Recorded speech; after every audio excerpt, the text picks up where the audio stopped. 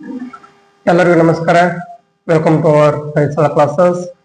ಎಲ್ಲರಿಗೂ ನಮ್ಮ ಈ ತರಗತಿಗೆ ಸ್ವಾಗತವನ್ನು ಕೋರುತ್ತಾ, ಇವತ್ತಿನ ಈ ತರಗತಿ ಇಂಗ್ಲಿಷ್ ಗ್ರಾಮರ್ಗೆ ಸಂಬಂಧಪಟ್ಟಿರುತ್ತದೆ.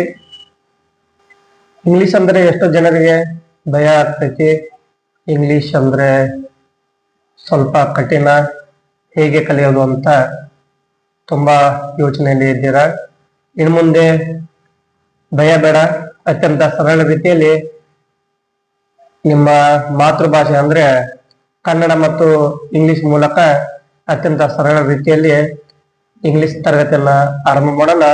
ಇದು ಇಂಗ್ಲಿಷ್ ಕೋರ್ಸ್ 0 to 0 ಆಗಿರ್ತತಿ.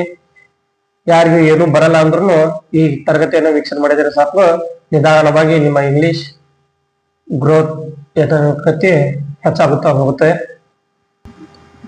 ಇವತ್ತಿನ ಈ ತರಗತಿಯನ್ನು ಆರಂಭ ಮಾಡುವುದಕ್ಕಿಂತ ಮುಂಚಿತವಾಗಿ ಇನ್ನೂ ಯಾರು ನಮ್ಮ ಈ ಚಾನೆಲ್ಗೆ ಸಬ್ಸ್ಕ್ರೈಬ್ ಮಾಡಿಲ್ಲ, ಸಬ್ಸ್ಕ್ರೈಬ್ ಮಾಡಿ. ಹಾಗೆ ನಿಮ್ಮ ಮುಂಬರುವ ಎಲ್ಲ ನಮ್ಮ ತರಗತಿಗಳಿಗೆ ಪ್ರೋತ್ಸಾಹ ನೀಡಿ ಹಾಗೂ ನಿಮ್ಮ ನಾಲೆಜ್ ಅನ್ನ ಇನ್ಕ್ರೀಸ್ ಮಾಡ್ಕೊಳ್ಳಿ ಅಂತ ಹೇಳ್ತಾ ಇವತ್ತಿನ ತರಗತಿಯನ್ನ ಆರಂಭ ಮಾಡೋಣ. ಬೇಸಿಕ್ಲಿ ಇಂಗ್ಲಿಷ್ ಗ್ರಾಮರ್ ಅನ್ನ ಆರಂಭ ಮಾಡೋಕ್ಕಿಂತ ಮುಂಚಿತವಾಗಿ ಕೆಲವು ಬೇಸಿಕ್ ಪಾಯಿಂಟ್ಸ್ ಅನ್ನ ನೀವು ಅರ್ಥ ಮಾಡಿಕೊಳ್ಳಬೇಕು. ಅಂದ್ರೆ ಇಂಗ್ಲಿಷ್ ಗ್ರಾಮರ್ ಅನ್ನ ಆರಂಭ ಮಾಡೋಕ್ಕಿಂತ ಮುಂಚಿತವಾಗಿ ಈ 5 ಪಾಯಿಂಟ್ಗಳು ನಿಮಗೆ ತಿಳಿದಿರಬೇಕು. ಯಾವ್ಯಾವ 5 ಪಾಯಿಂಟ್ ಅಂದ್ರೆ, ಮೊದಲನೇದಾಗಿ what is grammar, what is language, what is grammar, what is letter, what is word, what is sentence. ಮೊದಲಿಗೆ ಭಾಷೆ ಎಂದರೇನು ಗೊತ್ತಿರಬೇಕು, ಆಮೇಲೆ ವ್ಯಾಕರಣ ಎಂದರೇನು ಗೊತ್ತಿರಬೇಕು, ಅಂದ್ರೆ ಲೆಟರ್ ಅಂದ್ರೆ ಅಕ್ಷರ ಅಂದ್ರೆ ಏನು ಗೊತ್ತಿರಬೇಕು, ವರ್ಡ್ ಶಬ್ದ ಅಂದ್ರೆ ಏನು ಗೊತ್ತಿರಬೇಕು, ಸೆಂಟೆನ್ಸ್ ವಾಕ್ಯ ಅಂದ್ರೆ ಏನು ನಿಮಗೆ ತಿಳಿದಿರಬೇಕು. ಈ 5 ಪಾಯಿಂಟ್ಸ್ ಅನ್ನ ಇವತ್ತಿನ ತರಗತಿಯಲ್ಲಿ ಸರಳವಾಗಿ ಅರ್ಥ ಮಾಡಿಕೊಳ್ಳುತ್ತಾ ಹೋಗೋಣ. ಮೊದಲನೇದಾಗಿ ವಾಟ್ ಈಸ್ ಲ್ಯಾಂಗ್ವೇಜ್ ಅಂದ್ರೆ ಭಾಷೆ ಎಂದರೇನು. ವಾಟ್ ಈಸ್ ಲ್ಯಾಂಗ್ವೇಜ್, ನಾವು ಮಾತನಾಡಲು ಹಲವಾರು ಭಾಷೆಗಳನ್ನ ಬಳಸ್ತಾ ಇದೀವಿ. ಹಾಗಿದ್ರೆ ಭಾಷೆ ಅಂದರೆ ನಮಗೆ ಗೊತ್ತಿರಬೇಕು. ಜಗತ್ತಿನಲ್ಲಿ ಅನೇಕ ಭಾಷೆಗಳಿವೆ, ನಿಮಗೆಲ್ಲ ಗೊತ್ತು. There are many languages in the world. ಈಗ ನಾವೇನ್ ಮಾಡ್ಕೋಬೇಕು, ವಾಟ್ ಈಸ್ ಲ್ಯಾಂಗ್ವೇಜ್ ಅಂದ್ರೆ ಭಾಷೆ ಅಂದರೆ ಏನು ನಮ್ಗೆ ಮೊದಲಿಗೆ ಗೊತ್ತಿರಬೇಕು. Language is the means of communication used to express our thought, ideas and feelings. ಅಂದ್ರೆ ಏನು, ಭಾಷೆ ಎಂಬುದು ಒಂದು ಸಂವಹನ ಪ್ರಕ್ರಿಯೆ. ಅಂದ್ರೆ ನೀವು ಮಾತಾಡ್ಬೇಕಾದ್ರೆ ಏನ್ ಬೇಕು, ನಿಮ್ಮ ಮಾತು ನಮಗೆ ಅರ್ಥ ಆಗಬೇಕು, ನಮ್ಮ ಮಾತು ನಿಮಗೆ ಅರ್ಥ ಆಗ್ಬೇಕಂದ್ರೆ ಅಲ್ಲಿ ಯಾವ್ದಾದ್ರು ಒಂದು ಭಾಷೆಯಲ್ಲಿ ನಾವು ಮಾತಾಡಬೇಕು. ಮಾತನಾಡಿದಾಗ ಅಲ್ಲಿ ಏನ್ ಮಾಡ್ಬೇಕು, ಥಾಟ್ಸ್, ಐಡಿಯಾಸ್, ಫೀಲಿಂಗ್ಸ್, ನಮ್ಮ ಭಾವನೆಗಳು ಮತ್ತು ಯೋಚನೆಗಳು ಮತ್ತು ಆಲೋಚನೆಗಳು ಸಂವಹನದ ಮೂಲಕ ನಾವು ಯಾವುದರ ಮೂಲಕ ಎಕ್ಸ್ಪ್ರೆಸ್ ಮಾಡ್ತೀವಲ್ಲ ಅದನ್ನ ನಾವೇನು ಕರಿತೀವಿ ಅಂದ್ರೆ ಭಾಷೆ, language. Language is the means of communication used to express our thought, ideas and feelings. ಅಂದ್ರೆ ನಮ್ಮಲ್ಲಿರುವಂತ ಆಲೋಚನೆಗಳು, ಯೋಚನೆಗಳು, ಭಾವನೆಗಳನ್ನ ಸಂವಹನದ ಮೂಲಕ ನಾವೇನು ಮಾಡ್ತೀವಲ್ಲ ಅದೇ ಏನಾಗ್ತದೆ ಅಂದ್ರ ಭಾಷೆ. ಅರ್ಥ ಆಯ್ತಂತ ಅನ್ಕೊಳ್ತೀನಿ. ಇದು what is language. The second point is what is grammar ಅಂದ್ರೆ ವ್ಯಾಕರಣ ಎಂದರೇನು. ಗ್ರಾಮರ್ ಅನ್ನ ಕನ್ನಡದಲ್ಲಿ ವ್ಯಾಕರಣಗಳು ಬರ್ತತೆ, ಅದೇ ರೀತಿಯಾಗಿ ಇಂಗ್ಲಿಷ್ ನಲ್ಲಿ ಕೂಡ ಗ್ರಾಮರ್ ಅನ್ನ ನಾವು ಅಧ್ಯಯನ ಮಾಡ್ತೀವಿ. ಹಾಗಿದ್ರೆ ಗ್ರಾಮರ್ ಅಂದ್ರೆ ಏನು, what is grammar? Grammar is a study of rules that helps us speak and write a language correctly.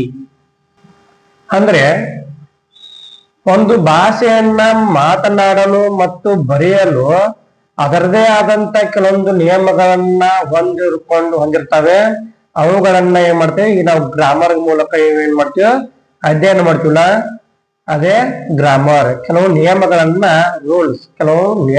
ನಾವೇನ್ ಮಾಡ್ತೀವಿ, ಅಧ್ಯಯನ ಮಾಡ್ತೀವಿ. ಅದನ್ನ ನಾವೇನಂತ ಕರಿತೀವಿ ಅಂದ್ರ ಗ್ರಾಮರ್.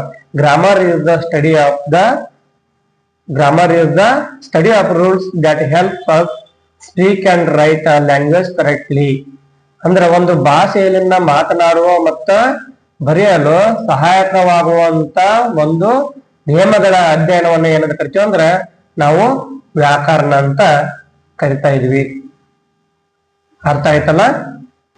ಅಂದ್ರೆ ನೀವು ಒಂದು ಇಂಗ್ಲಿಷ್ ನಲ್ಲಿ ಮಾತನಾಡಿದರೆ ಅಥವಾ ಕನ್ನಡದಲ್ಲಿ ಮಾತನಾಡಿದರೂ ಕೂಡ ಸರಿಯಾದ ಕ್ರಮದಲ್ಲಿ ಸರಿಯಾದ ನಿಯಮಗಳನ್ನ ನಾವೇನ್ ಮಾಡ್ತೀವಿ, ಇಲ್ಲಿ ಬರಿತೀವಿ ಅಥವಾ ಮಾತನ್ನ ನಾವೇನ್ ಮಾಡ್ತೀವಿ, ಬರಿತೀವಿ. ಆ ಸರಿಯಾದ ನಿಯಮದಲ್ಲಿ ಬರವಣಿಗೆಯನ್ನ ನಾವೇನಂತ ಮಾಡ್ತೀವಿ ಅಂದ್ರ ಗ್ರಾಮರ್ ಅಂದ್ರೆ ವ್ಯಾಕರಣ ಅಂತ ಕರಿತಾ ಇದ್ವಿ. Next the third point, what is letter? A letter is a symbol used to write words in a language. ಅಂದ್ರೆ ಒಂದು ಭಾಷೆಯಲ್ಲಿನ ಒಂದು ಶಬ್ದಗಳನ್ನ ಬರಿಬೇಕಾದ್ರೆ ಕೆಲವು ಸಂಕೇತಗಳನ್ನ ನಾವೇನ್ ಮಾಡ್ತೀವೋ ಬಳಸ್ತೀವೋ ಅದನ್ನ ನಾವೇನಂತ ಕರಿತೀವಿ ಅಂದ್ರ ಲೆಟರ್. ಅಂದ್ರೆ ನಾವು ಕನ್ನಡದಲ್ಲಿ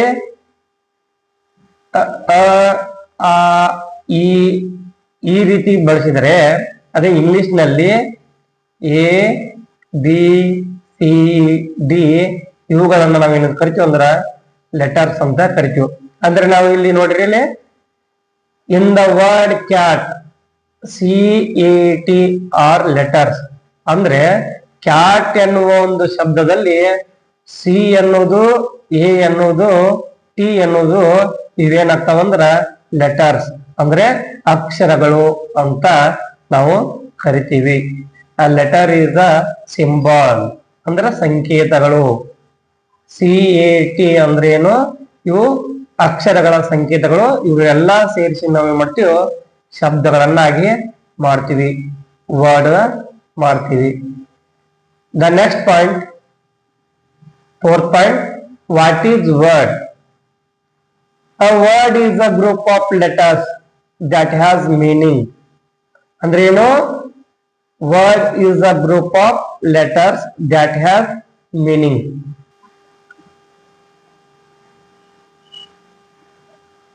ಶಬ್ದ ಅನ್ನೋದು ಅಕ್ಷರಗಳ ಜೋಡಣೆ ಅಥವಾ ಅಕ್ಷರಗಳ ಗುಂಪು ಅಂತ ನಾವು ಕರಿತೀವಿ. ಅದೇನ್ ಮಾಡ್ತೈತಿ, ನಮಗೆ that has meaning ಅಂದ್ರೆ ಅದು ಕೆಲವು ಅರ್ಥಗಳನ್ನ ಒಳಗೊಂಡಿರ್ತೈತಿ. ಗ್ರೂಪ್ ಆಫ್ ಲೆಟರ್ಸ್ ಅಷ್ಟೇ ಅಲ್ಲ, ಅದರ ಜೊತೆಗೆ ಏನ್ ಮಾಡ್ಬೇಕು, ನಾವು ಮೀನಿಂಗ್ ಅನ್ನು ಕೂಡ ಹೊಂದಿರಬೇಕು. ಅಂದ್ರೆ ಇಲ್ಲಿ ಬಿ ಸಿ ಜೆಡ್ ಡಿ ಇವು ಅಕ್ಷರಗಳ ಗುಂಪು, ಇದು ಓಕೆ. ಬಟ್ ಇದು ಶಬ್ದ ಆಗುತ್ತಾ? ಇದು ಶಬ್ದ ಆಗಲ್ಲ. ಯಾಕೆ? ಇದು ಯಾವುದೇ ರೀತಿಯ ಅರ್ಥವನ್ನು ನೀಡಲ್ಲ. ಹೀಗಾಗಿ ಇದು ನಮ್ಗೆ ಏನಾಗಲ್ಲ, ಇದು ವರ್ಡ್ ಅನಿಸ್ಕೊಳ್ಳುವುದಿಲ್ಲ. ಬದಲಾಗಿ ದಟ್ ಹ್ಯಾಸ್ ಮೀನಿಂಗ್, ಯಾವುದು ನಮಗೆ ಅರ್ಥವನ್ನ ನೀಡುವ ಒಂದು ಅಕ್ಷರಗಳ ಗುಂಪಿಗೆ ಏನಂತ ಕರಿತೀವಿ ಅಂದ್ರ ನಾವು ವರ್ಡ್ ಅಂದ್ರೆ ಶಬ್ದ ಅಂತ ನಾವು ಕರಿತೀವಿ. For example book, BOOK book. ಇಲ್ಲಿ 4 ಲೆಟರ್ಸ್ ಅನ್ನು ಕೂಡಿ ಒಂದು ಗುಂಪಾಗಿ ಮಾಡಿದ್ದಾರೆ. ಇದೇನಾಯ್ತು, ಶಬ್ದ ಬುಕ್. ಬುಕ್ ಅಂದ್ರೆ ಪುಸ್ತಕ. School, run, RUN. ಇಲ್ಲಿ in the word run, RUN are letters. ಅಂದ್ರೆ ಈ ರನ್ ಎಂಬ ಶಬ್ದದಲ್ಲಿ RUN ಇವೇನು ಲೆಟರ್ಸ್ ಅಂದ್ರೆ ಅಕ್ಷರಗಳು. ಅಕ್ಷರಗಳ ಗುಂಪನ್ನು ನಾವೇನ್ ಮಾಡ್ತೀವೋ ಶಬ್ದ ಅಂತ ಕರಿತೀವಿ. ದಟ್ ಹ್ಯಾಸ್ ಮೀನಿಂಗ್, ಅದು ಅರ್ಥವನ್ನ ಒಳಗೊಂಡಿರ್ತದೆ. ಯಾವುದರ ಶಬ್ದಗಳು ಕೂಡಿಕೊಂಡು ಒಂದು ವರ್ಡ್ ಆಗುವುದಿಲ್ಲ. ಅದು ವರ್ಡ್ ಆಗ್ಬೇಕಾದ್ರೆ ಕೆಲವು ಅರ್ಥವನ್ನ ಒಳಗೊಂಡಿರಬೇಕು. The next point, what is sentence? ಅಂದ್ರೆ ವಾಕ್ಯ ಎಂದರೇನು? ನಾವು ದಿನನಿತ್ಯದಲ್ಲಿ ಹಲವಾರು ಮಾತನಾಡಲು ಅಥವಾ ಬರೆಯಲು ಹಲವಾರು ವಾಕ್ಯಗಳನ್ನ ಬಳಸ್ತೀವಿ. ಆ ವಾಕ್ಯ ಅಂದ್ರೆ ಏನಂತ ನಮಗೆ ಗೊತ್ತಿರಬೇಕು. A sentence is a group of words that tells a complete thought. ವಾಕ್ಯ ಅನ್ನೋದು ಗ್ರೂಪ್ ಆಫ್ ವರ್ಡ್ಸ್ ಅಂದ್ರೇನು, ಶಬ್ದಗಳ ಒಂದು ಗುಂಪಾಗಿರ್ತೈತಿ. ಅದು ಒಂದು ಪೂರ್ಣ ಅರ್ಥವನ್ನ, ಪೂರ್ಣ ಯೋಚನೆಗಳನ್ನ ನಮಗೆ ತಿಳಿಸ್ತೈತಿ. ಅದಕ್ಕೆ ನಾವೇನು ಕರಿತೀವೋ sentence. Sentence is a group of words ಅಂದ್ರೆ ಶಬ್ದಗಳ ಗುಂಪನ್ನ ಹೊಂದಿರುವುದನ್ನ ನಾವು ಸೆಂಟೆನ್ಸ್, ವಾಕ್ಯ ಅಂತ ಕರಿತೀವಿ. ಅದೇನ್ ಹೇಳ್ತದೆ ಅಂದ್ರೆ that tells us a complete thoughts ಅಂದ್ರೆ ಪೂರ್ಣ ಯೋಚನೆಗಳನ್ನ, ಪೂರ್ಣ ideas, complete ideas, thoughts and feelings, ಅನೇಕ ರೀತಿಯ ಯೋಚನೆಗಳನ್ನ ನೀಡುವುದೇ ಇದು sentence. For example, she is happy, ಅವಳು ಹ್ಯಾಪಿ ಆಗಿದ್ದಾಳೆ ಅಂದ್ರೆ ಸಂತೋಷದಿಂದ ಇದ್ದಾಳೆ ಅಥವಾ ಸಂತೋಷ ಆಗಿದ್ದಾಳೆ. ದ ಕ್ಯಾಟ್ ಈಸ್ ಸ್ಲೀಪಿಂಗ್, ಬೆಕ್ಕು ಮಲಗ್ತಾ ಇದೆ.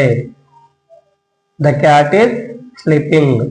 ಇಲ್ಲಿ ನೋಡ್ರಿ, ಕ್ಯಾಟ್, ಸ್ಲೀಪಿಂಗ್ ಇವೆಲ್ಲ ಏನಾಗ್ತಾವು, ಶಬ್ದಗಳ ಒಂದು ಗುಂಪಾಗ್ತತಿ.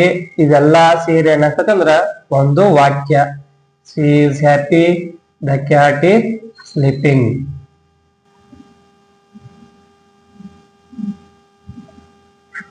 ನೆಕ್ಸ್ಟ್, ಪಾರ್ಟ್ಸ್ ಆಫ್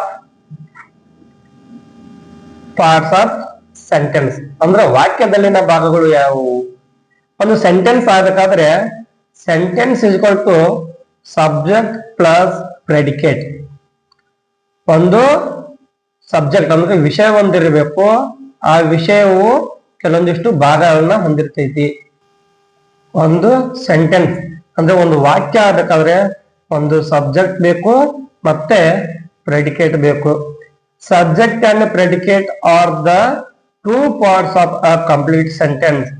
ಒಂದು ಸಂಪೂರ್ಣ ವಾಕ್ಯ ಆಗಬೇಕಾದ್ರ ಈ ಎರಡೂ ಭಾಗಗಳು ಬಹಳ ಇಂಪಾರ್ಟೆಂಟ್ ಆಗ್ತಾವು. Every sentence is a combination of these two components.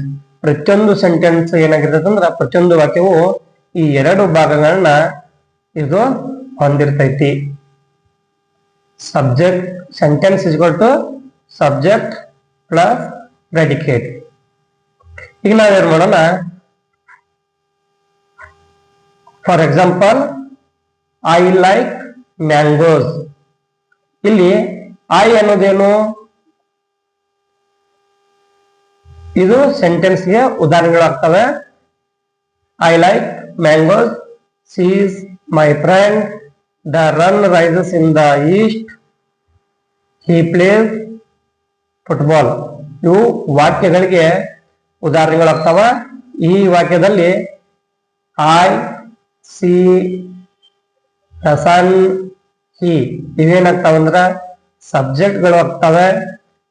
Like mangoes, is my friend, rises in the east, plays football ಇವೇನಾಗ್ತಾವಂದ್ರ ಇವು ಪ್ರೆಡಿಕೇಟ್ ಆಗ್ತಾವೆ.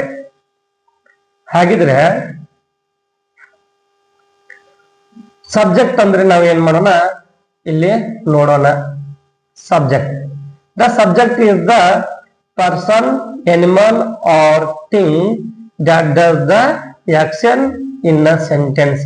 ಒಂದು ವಾಕ್ಯದಲ್ಲಿನ ಕ್ರಿಯೆಯನ್ನ ತಿಳಿಸುವಂತ ಒಬ್ಬ ವ್ಯಕ್ತಿ ಅಥವಾ ಪ್ರಾಣಿ ಅಥವಾ ಒಂದು ವಸ್ತು. ವ್ಯಕ್ತಿ, ಪ್ರಾಣಿ, ವಸ್ತು. ಒಂದು ವಾಕ್ಯದಲ್ಲಿನ ಯಾವುದೇ ಆಕ್ಷನ್ ಅಂದ್ರೆ ಕ್ರಿಯೆಯನ್ನ ತಿಳಿಸುವಂತ ಒಬ್ಬ ವ್ಯಕ್ತಿ ಆಗಿರ್ಬೋದು ಅಥವಾ ಒಂದು ಪ್ರಾಣಿ ಆಗಿರ್ಬೋದು, ಒಂದು ವಸ್ತು ಆಗಿರ್ಬೋದು. ಇವುಗಳನ್ನ ನಾವೇನು ಕರಿತೀವಿ ಅಂದ್ರ ಸಬ್ಜೆಕ್ಟ್ ಅಂತ ಕರಿತೀವಿ. ಫಾರ್ ಎಕ್ಸಾಂಪಲ್ ನೋಡೋದಾದ್ರೆ, ರವಿ ಪ್ಲೇಸ್ ಕ್ರಿಕೆಟ್. ಇದರಲ್ಲಿ ಕ್ರಿಕೆಟ್ ಆಟವನ್ನ ಆಡುವವರು ಯಾರು? ರವಿ. ಈ ರವಿಯ ಆಕ್ಷನ್ ಅನ್ನ ನಾವು ಏನ್ ಮಾಡ್ತೀವಿ, Ravi is the subject. The dog is barking. The dog is barking. ಇದರಲ್ಲಿ ದ ಡಾಗ್ ಅನ್ನೋದು ಏನಾಗುತ್ತೆ, ಸಬ್ಜೆಕ್ಟ್ ಆಗುತ್ತೆ. ಅದೇ ರೀತಿಯಾಗಿ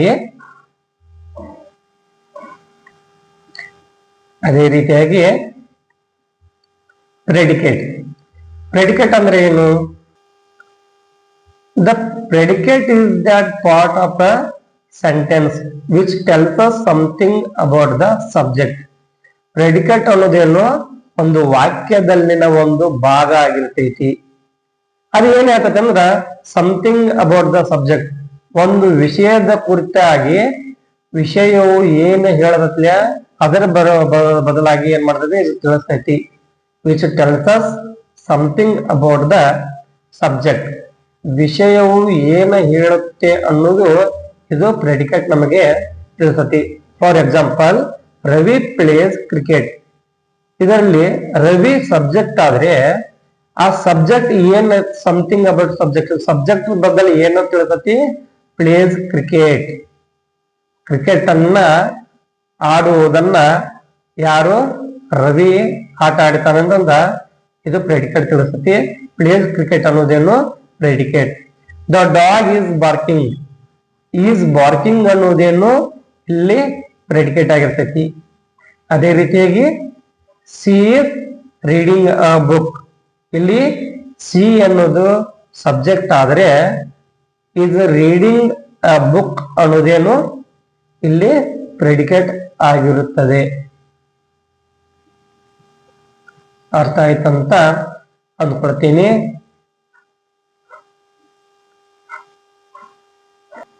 ಅಂದ್ರೆ ಪ್ರೆಡಿಕೇಟ್ ಅನ್ನೋದು ಒಂದು ವಾಕ್ಯದಲ್ಲಿನ ಒಂದು ಭಾಗ. ಅದೇನ್ ಮಾಡ್ತೈತಿ ಅಂದ್ರ ಸಬ್ಜೆಕ್ಟ್ ವಿಷಯದ ಬಗ್ಗೆ ಏನ್ ಮಾಡತೈತಿ ನಮಗೆ ತಿಳಿಸುತ್ತೆ. ಇಲ್ಲಿ Ravi, the dog, the she ಇವೇನಾಗ್ತಾವ ಅಂದ್ರೆ ಇವು ಸಬ್ಜೆಕ್ಟ್ ಆಗಿರ್ತತಿ. ಈ ಸಬ್ಜೆಕ್ಟ್ ಬಗ್ಗೆ ಏನ್ ತಿಳ್ಕತಿದ್ದಿಲ್ಲ, ಅಲ್ಲಿರುವಂತ ಕ್ರಿಯೆಯ ಬಗ್ಗೆ ಇದು ತಿಳಿಸುವಂಥದ್ದು ನಮಗೆ ಪ್ರೆಡಿಕೇಟ್ ಆಗಿರ್ತತಿ. ಇದು ಪ್ರೆಡಿಕೇಟ್, ಇದು ಕೂಡ ಪ್ರೆಡಿಕೇಟ್, ಇದು ಕೂಡ ಪ್ರೆಡಿಕೇಟ್. ಇದಿಷ್ಟು ಇವತ್ತಿನ ಗ್ರಾಮರ್ ಟಾಪಿಕ್ ಆಗಿರ್ತತಿ. ಇನ್ನು ಮುಂದೆ ನಿಮಗೆ 2 ವಾಕ್ಯಗಳನ್ನು ಕೊಡ್ತೀನಿ. ಇದು ನಿಮಗೆ ಹೋಮ್ವರ್ಕ್ ಆಗಿರ್ತತಿ.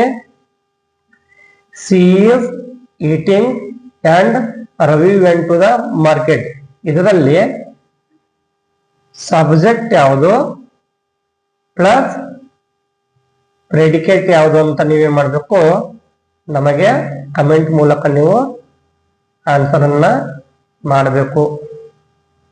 ಸಬ್ಜೆಕ್ಟ್ ಅಂಡ್ ಪ್ರೆಡಿಕೇಟ್ ಯಾವುದಂತ ಕಮೆಂಟ್ ಮೂಲಕ ತಿಳಿಸಿ. ನೆಕ್ಸ್ಟ್ ಇದರ ಮುಂದಿನ ಹಂತದಲ್ಲಿ ಮುಂದಿನ ವಿಷಯದೊಂದಿಗೆ ನಾವು ಭೇಟಿಯಾಗೋಣ. ಚೆನ್ನಾಗಿ ಅಭ್ಯಾಸ ಮಾಡಿ.